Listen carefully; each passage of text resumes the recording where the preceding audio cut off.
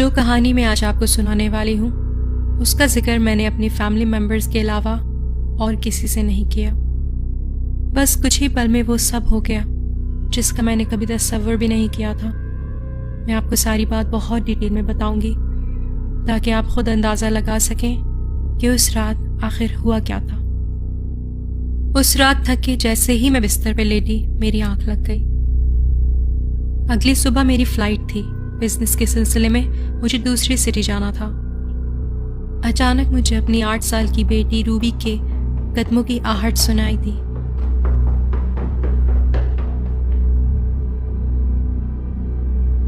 आज नहीं रूबी।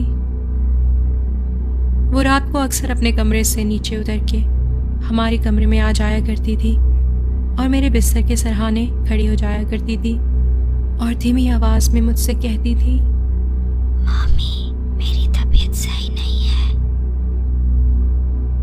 वो कभी भी अपने अब्बू को नहीं उठाती थी क्योंकि उसे मालूम था कि वो उसकी बात नहीं मानेंगे कि वो अगले दिन स्कूल से छुट्टी कर ले।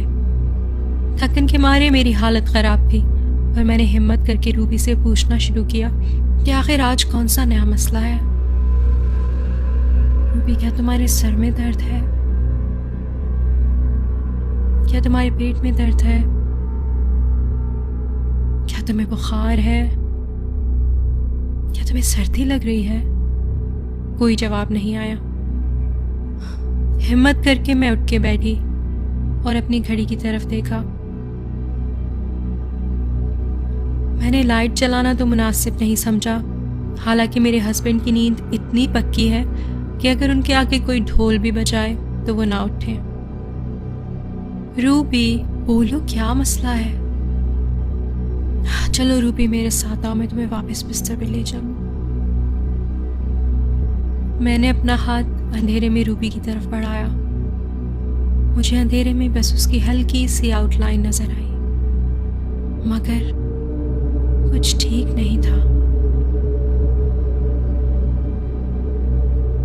हालांकि मेरे कमरे में बहुत अंधेरा था, मगर जो बच्ची मेरे सामने खड़ी थी वो उस कमरे की डार्कनेस से भी कई ज़्यादा डार्क लग रही थी।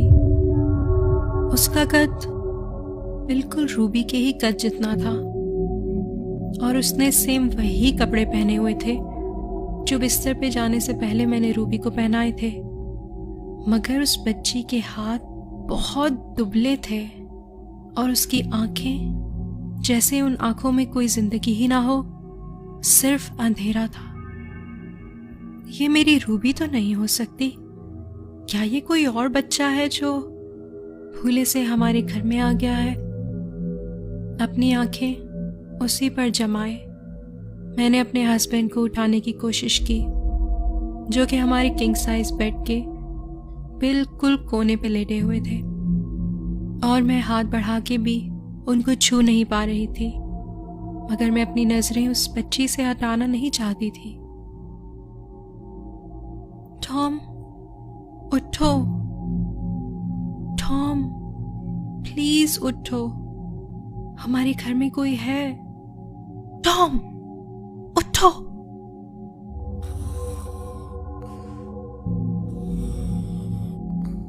फिर मुझे ऐसा लगा कि वो बच्ची अब बिल्कुल भी हिलजुल नहीं रही और मेरी ही तरफ देख रही है। मैंने फिर थोड़ा आगे बढ़ के उसको गौर से देखने की कोशिश की तो मुझे एहसास हुआ कि ये कोई बच्ची नहीं है, कोई अजीब सी खौफनाक सी मखलूक है। उसका अजीब से तरीके से हिलना और रूबी के जैसे रोने की आवाजें निकालना मुझे बेइंतहा खौफ में मुब्तला कर रहा था।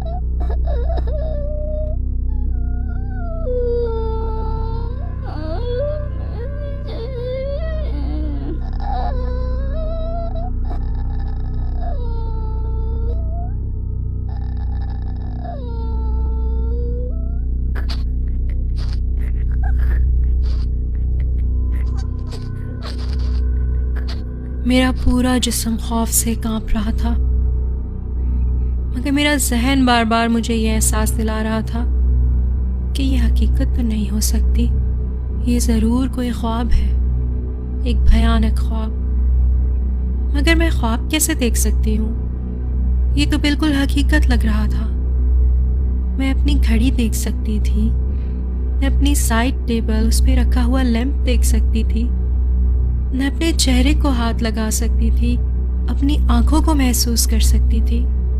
तो ये ख्वाब कैसे हो सकता है?